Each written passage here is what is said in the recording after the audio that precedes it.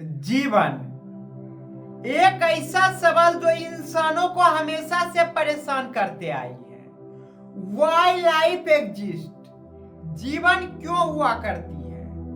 हर जगह यह बताया जाता है कि जीवन की शुरुआत कैसे हुई, पर जो सबसे बड़ा सवाल है वो ये कि जीवन की शुरुआत क्यों हुई, हम लोग क्यों जिंदा हैं। क्या आपने कभी खुद से यह सवाल किया है कि आप क्यों जिंदा हैं।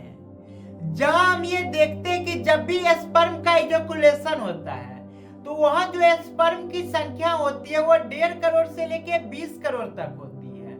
उसमें से सिर्फ एक ही स्पर्म ऐसी होती है जिसकी वजह से किसी एक इंसान का जन्म होता है। तो क्या यहाँ पे जो स्पर्म का जो सिलेक्शन होती है वो रैंडम सिलेक्शन होती है या फिर कोई एक्सीडेंट होती है, या हम ये कह सकते हैं कि ये गॉड का क्या प्लान होती है। क्या गॉड चाह रहे होते कि हम ही पैदा ले, इसलिए उस स्पर्म का सिलेक्शन होता है जिसकी वजह से आज हम जिंदा हैं, जिसकी वजह से आज हम सांसें ले रहे हैं। चाहे धर्म की किताबों को उठा के देख ले या फिर साइंस के किताबों को उठा के देख ले, हर जगह यह बताया गया कि जीवन की शुरुआत कैसे हुई, पर कहीं पे भी इसका जिक्र नहीं किया गया कि जीवन की शुरुआत क्यों हुई। ये सवाल इंसानों को हमेशा से परेशान करते आई है। जहां हम ये देख सकते हैं कि 13.8 बिलियन ईयर्स पहले इस यूनिवर्स का जन्म हुआ था, और आज हम देख सकते हैं कि ये यूनिवर्स कितनी ज्यादा फैल गई है। इस यूनिवर्स में 3 ट्रिलियन से भी अधिक ग्रह है, जिनमें से सिर्फ एक ग्रह ऐसी है जहां पे जीवन पल रही है, जहां पे जीवन सांसें ले रही है।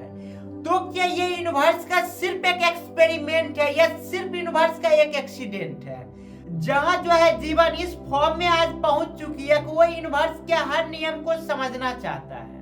कहीं ऐसा तो नहीं है कि इस धरती पे जो जीवन पल रही है वो यूनिवर्स का सिर्फ एक एक्सपेरिमेंट है, जहां पे यूनिवर्स ने बहुत सारी स्पीशीज को बनाया और उनमें से सिर्फ एक स्पीशीज ऐसी बनी जो जीवन को समझ रहा है, जो यूनिवर्स को समझ रहा है, यूनिवर्स के हर नियमों को समझ रहा है।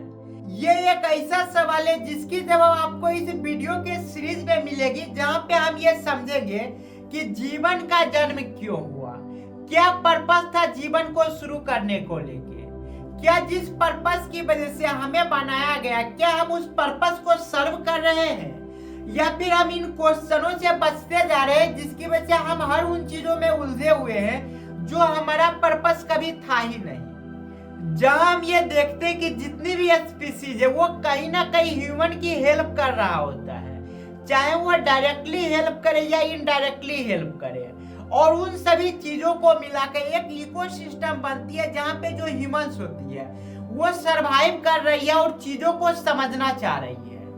इस यूनिवर्स में जितने भी नियमों को आज तक हम लोगों ने पता किया है वो नियम हमारे आने से पहले ही बना दी गई थी, जैसे कि जो ग्रेविटी की नियम होती है, जो चार्ज की नियम होती है, हर एक नियम पहले से ही यहाँ पे एग्जिस्ट कर रही थी। तो यूनिवर्स क्या हमारे जरिए अपने उन चीजों को समझना चाहता है, या फिर क्या चाह रहा है यूनिवर्स हमसे। क्या यूनिवर्स का होना सिर्फ एक एक्सीडेंट था, और उस यूनिवर्स के अंदर एक अर्थ नाम का जो ग्रह है, इस अर्थ नाम का ग्रह का भी होना सिर्फ एक एक्सीडेंट था, या फिर यहाँ पे जो जीवन पल रही है क्या ये सिर्फ एक एक्सीडेंट था, या ये कोई गॉड का प्लान है, या ये कोई नेचर का प्लान है।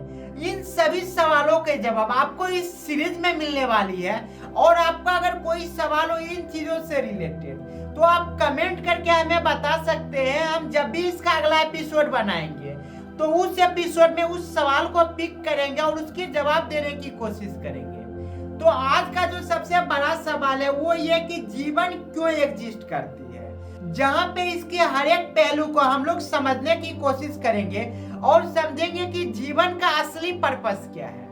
क्योंकि जो जीवन का पर्पस है वो कभी भी ना तो इंसानों के लिए बनाया गया, न ही और भी स्पीशीज के लिए बनाया गया।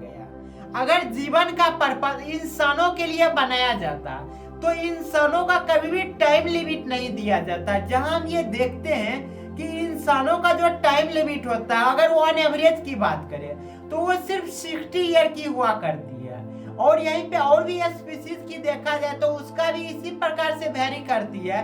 कोई 10 साल के लिए होता है, कोई 20 साल के लिए, कोई 5 दिनों के लिए होता है, तो कोई 24 घंटे के लिए। यानी हर किसी का जो जीवन साइकिल है वो वैरी कर रहा होता है। पर एक चीज जो हमेशा होती है, वो हमेशा से बनी रहती है, वो है यूनिवर्स। अगर मैं क्वांटम थ्योरी की बात करूं तो जितनी भी चीजों को हम देखा करते हैं, अगर यहाँ पे ऑब्जर्वर ना हो तो चीजों का कोई मतलब नहीं बनता। यानी कि इस यूनिवर्स में जब तक जीवन पल नहीं रही थी, जीवन सांसें नहीं ले रही थी, तब तक इस यूनिवर्स का कोई मायने नहीं था। और मायने नहीं होने का मतलब ये होता है कि जब तक यहाँ पे जीवन नहीं थी तब तक यूनिवर्स भी नहीं थी। यानी जब तक यहाँ पे जीवन नहीं थी तब तक यहाँ यूनिवर्स नाम का कोई चीज नहीं थी। आज अगर ऑब्जर्वर खत्म हो जाए इस यूनिवर्स से, तो उसी समय ये यूनिवर्स पूरी तरह से खत्म हो जाएगी। यानी किसी भी चीजों को एग्जिस्ट करने के लिए ऑब्जर्वर का भी होना उतना ही जरूरी है जितना कि उस चीज का होना। अगर ऑब्जर्वर नहीं एग्जिस्ट करता है तो कोई भी चीज एग्जिस्ट नहीं करता। और ये जो जितने भी सवाल होते हैं, चाहे वो जीवन को लेके हो या यूनिवर्स को लेके, ये सवाल जिसके अंदर नहीं आया करती है वो इंसान मुर्दा के समान होता है। जिस प्रकार से हम देखते हैं अपने आसपास हर उस मटेरियल को जो ना तो बोल सकता ना चीजों को समझ सकता है, और जो मुर्दा होता है वो भी उसी प्रकार का होता है, ना चीजों को समझ सकता ना चीजों को महसूस कर सकता है। यानी कि जो चीजों को समझ सकता है, चीजों को महसूस कर सकता है, वही जिंदा होता है जो खुद से सवाल कर सकता है। जिसने खुद से सवाल करना शुरू नहीं किया उस इंसान में, और जो मुर्दा होता है, जो मर जाता है इंसान, उस दोनों इंसान में कोई फर्क नहीं होता। बस एक जिंदा लाश होता है जो सांसें ले रहा होता है, और दूसरा जो होता है वो सांसें को भी लेना बंद कर चुका होता है। इंसान इसलिए इस दुनिया में इतना पावरफुल बन पाया कि वो हमेशा खुद से सवाल करते आया, और उस सवाल की तलाश में वो हर उस पहलू को समझ रहा है जिस चीजों को और किसी स्पीशीज ने समझा ही नहीं। तो आइए इस एपिसोड की शुरुआत करते हैं और समझते हैं कि जीवन क्यों एग्जिस्ट करती है। तो इन चीजों में हम लोग आगे बढ़े, सबसे पहले हमें ये समझ लेना जरूरी होगा कि जिस प्रकार से हम सोचा करते हैं, जो हमारी क्यूरियोसिटी होती है, इसी प्रकार की क्यूरियोसिटी यूनिवर्स के अंदर भी होती है। उसका भी जो सोचने का पैटर्न होता है, जो चीजों को समझने का पैटर्न होता है, वो इसी प्रकार से होता है, इनसे अलग नहीं होता।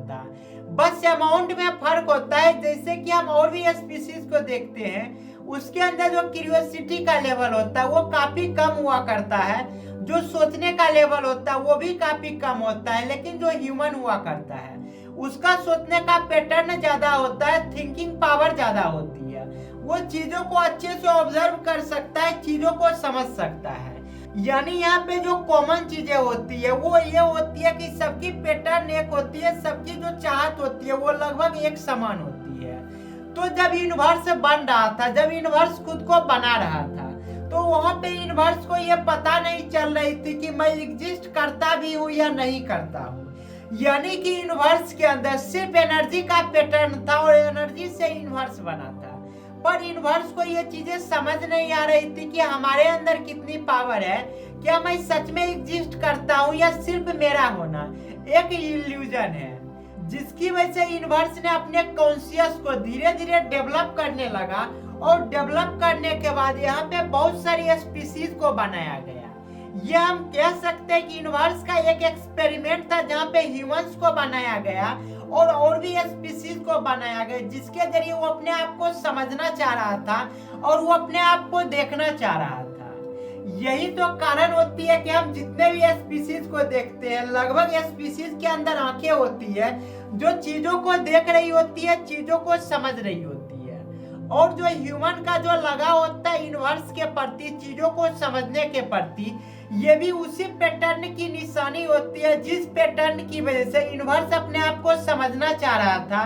पर एनर्जी जो होती है उसमें फीलिंग्स नहीं होती, वो चीजों को ना फील कर सकती है न ही चीजों को समझ सकती है। तो एनर्जी को खुद को एक्सपीरियंस करने के लिए एक शरीर की जरूरत पड़ी, एक जीवन की जरूरत पड़ी, जिसकी वजह से जो कॉन्शियसनेस है धीरे धीरे इतना ग्रो करने लगी कि वो चीजों को जोड़ के, बहुत सारे छोटे छोटे कॉन्शियसनेस को जोड़ के एक इंटीग्रेटेड कॉन्शियसनेस का जब जन्म हुआ, तो वहां पे हम देख सकते हैं यूनिवर्स को जिस लेवल से हम लोग पहले समझा करते थे, धीरे धीरे वो लेवल कितनी आगे चली गई है। आज तो इतनी आगे चली गई है कि हम दूसरे ग्रह पे चीजों को भेज के आसानी से उसकी भी स्टडी कर रहे हैं। जहाँ पे इंसानों को ये लगता है कि हम जो अलग अलग ग्रह की स्टडी करते हैं ये सिर्फ हमारी क्यूरियोसिटी होती है, हमारी चाहत होती है, पर ये कभी भी हमारी चाहत नहीं होती, बल्कि ये यूनिवर्स की चाहत होती है। जहाँ यूनिवर्स अपने आप को समझना चाहता है, अपनी सीमाओं को मापना चाहता है,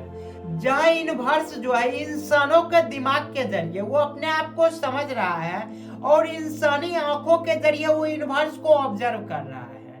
जिस समय तक लाइफ एग्जिस्ट नहीं करती थी यूनिवर्स में, यूनिवर्स इतना अवेयर नहीं था कि वो कह सकता था कि मैं एग्जिस्ट करता हूँ या फिर नहीं करता हूँ। यानी कि खुद को एग्जिस्ट करवाने के लिए, वो है ये चीजों को पता लगाने के लिए उसे पहली बार जीवन को जन्म दिया, और जीवन को जन्म देने के बाद वो धीरे धीरे अपने आप को महसूस करने लगा। यानी ब्रह्मांड अपने आप को समझने के लिए, अपने आप को देखने के लिए, क्या मैं एग्जिस्ट करता हूँ या मैं एग्जिस्ट नहीं करता। जहाँ पे जितनी भी एनर्जी है वो अपने आप को एक्सपीरियंस करने के लिए उसे जरूरत थी एक बॉडी की, और बॉडी खुद में इन चीजों को एक्सपीरियंस करे, इसके लिए जरूरत पड़ी जीवन की। यानी जीवन का जन्म सिर्फ इसलिए हुआ कि ब्रह्मांड अपने आप को महसूस कर सके। जहाँ जो हम लोगों का जीवन है ये एक सिर्फ सवाल नहीं है, बल्कि ब्रह्मांड के होने का जवाब है। अगर जीवन का जन्म नहीं होता तो ब्रह्मांड का कोई मतलब नहीं होता, और ब्रह्मांड का कोई मतलब नहीं होता तो ब्रह्मांड कभी भी अपने उस साइलेंस को समझ नहीं पाता। यूनिवर्स में जीवन का जन्म एक सवाल नहीं बल्कि एक जवाब है यूनिवर्स का होने का, जहाँ पे हम ये देख सकते हैं कि जो ह्यूमन की अंडरस्टैंडिंग होती है, जो ह्यूमन के दिमाग की क्षमता होती है, धीरे धीरे ये बढ़ते ही जा रही है। और हम देख सकते हैं कि इसी के बदौलत हम कितनी गहराई से आज यूनिवर्स को समझ रहे हैं। तो यूनिवर्स का जो मेजर पर्पस था जीवन को बनाने को लेके, वो इतना ही था कि वो अपने एनर्जी को महसूस कर सके, वो अपने आप को समझ सके, वो कितना पावरफुल है। इन चीजों को समझने के लिए वो अपने अवेयरनेस के जरिए ही समझ सकता था, पर अवेयरनेस खुद को अवेयर करने के लिए अपने कॉन्शियसनेस को धीरे धीरे बढ़ाते गया। और आज आप देख सकते हैं कि कितना पावरफुल ये कॉन्शियसनेस हो गई है, जहां हम इतनी चीजों को समझ रहे हैं। और एक समय ऐसा भी आ सकता है जहाँ कॉन्शियसनेस इस लेवल पे पहुंच जाएगा, जहाँ पे जो यूनिवर्स का ये एक्सपेरिमेंट था ह्यूमंस को लेके, वही ह्यूमन एक दिन नया यूनिवर्स को बनाएगा जहाँ पे चीजें ह्यूमंस के हिसाब से चल रही होगी। यानी कि यूनिवर्स भी चाह रहा है कि मानव इतनी तरक्की करे कि वो हर चीजों को समझे, और समझने के बाद जो एनर्जी होती है वो अपने हिसाब से उसको कंट्रोल कर सके, जहाँ पे ये इंसानों को लगेगा कि इन चीजों का कंट्रोल मैं कर रहा हूँ। पर इन चीजों का कंट्रोल कभी भी ह्यूमन नहीं कर रहा होता, बल्कि जो ये यूनिवर्स होती है, जो यूनिवर्स के अंदर कॉन्शियसनेस होती है, वो चाह रही होती है कि हम इन चीजों को करें। यानी कि हम एक सिर्फ मशीन होते हैं, और हमारे अंदर जो चाहत होती है ये चाहत हमारी नहीं होती, ये चाहत उस यूनिवर्स की होती है जिसने हमें बनाया। वो हमारे जरिए नए नए चीजों को समझना चाहता है, नई नई चीजों को एक्सपीरियंस करना चाहता है।